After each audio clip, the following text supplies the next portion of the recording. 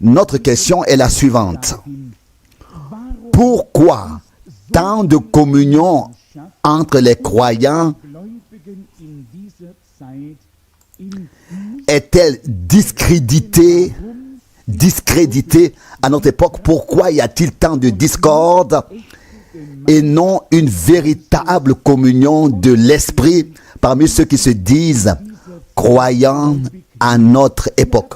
Nous avons vu que Paul a écrit « Ne faites rien par dogmatisme ou par vaine ambition. Ne faites rien en voulant avoir raison. Estimez les uns les autres plus que vous-même, etc. » Il y a encore beaucoup de choses qui ne vont pas parmi les croyants de notre époque et Dieu doit nous accorder la grâce et doit entrer en jugement avec nous et nous accorder la connaissance de soi par grâce afin que nous soyons tous aidés et aidés complètement et en profondeur par la grâce de notre Dieu.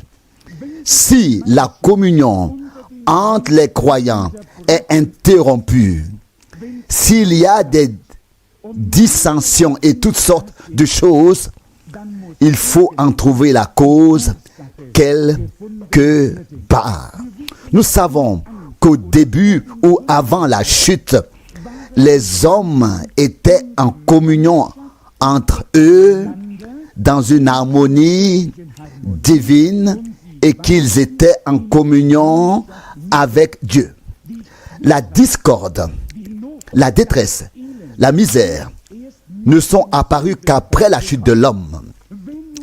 Si cette chute a été réparée par Golgotha, alors il doit être possible pour nous tous de revenir à cette communion avec Dieu et à cette communion entre nous, où chacun ne voit pas son avantage, ou n'impose pas son point de vue à l'autre, mais où l'on permet à chacun la même liberté que celle que l'on s'octroie à soi-même. C'est Paul qui devait écrire aux Corinthiens, et si vous avez une autre opinion, que l'Esprit de Dieu vous la révèle. Il ne nous sert à rien de vouloir dicter quelque chose à l'autre, et surtout pas lorsqu'il s'agit de nos propres connaissances. Nous devons considérer qu'en ce moment, Dieu veut aussi nous libérer de nous-mêmes. Et c'est là le plus grand besoin parmi le peuple de Dieu. La plupart d'entre eux ont connu une glorieuse libération. Certains du tabac auquel ils étaient attachés, d'autres à la boisson. Il y a eu beaucoup de vices dont nous avons été libérés plus ou moins du premier coup par la grâce de Dieu.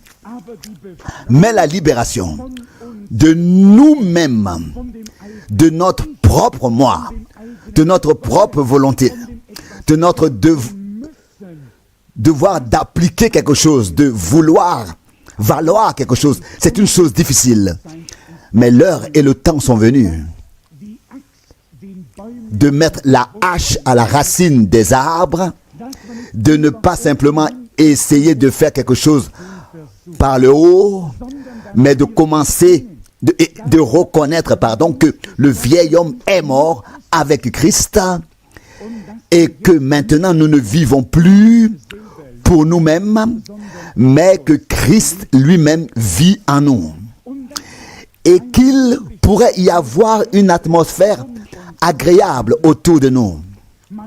On voit parfois des croyants s'éviter les uns les autres. Oui, pourquoi donc ne devrait-on pas se réjouir d'une joie profonde et intime quand on se rencontre, quand on se voit? Mais en grande partie, l'atmosphère est devenue si mauvaise que l'on préfère se voir partir que venir. Et cela doit changer au plus profond de notre cœur. Nous devons avoir une nouvelle rencontre avec notre Dieu et une atmosphère doit être créée autour de nous pour que les gens se sentent à l'aise dans notre environnement.